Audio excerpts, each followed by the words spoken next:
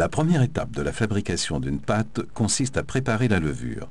Dans une eau tiède, dont la température est de 25 degrés Celsius environ, mélangez le sucre et la levure, puis délayez jusqu'à ce que le mélange ait une consistance lisse. Laissez ensuite reposer quelques minutes. Pendant ce temps, préparez et mélangez dans un bol les ingrédients solides, la farine, le sucre et le sel.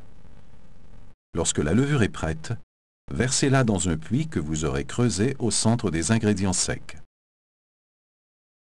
À la main, mélangez bien les ingrédients en ramenant progressivement la farine vers le centre. Travaillez jusqu'à ce que la pâte forme une masse grossière, souple et légèrement collante.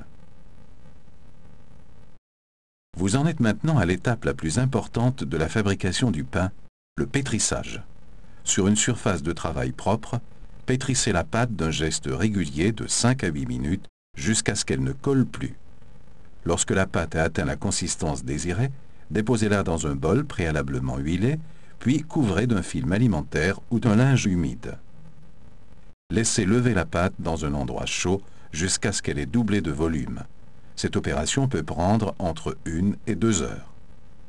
À la fin de cette étape, écrasez la pâte avec le poing afin de chasser les bulles de gaz carbonique qu'elle contient et remettez-la sur le plan de travail. Façonnez ensuite des boules que vous déposerez sur une plaque de cuisson huilée. Laissez monter à nouveau de 30 à 50 minutes.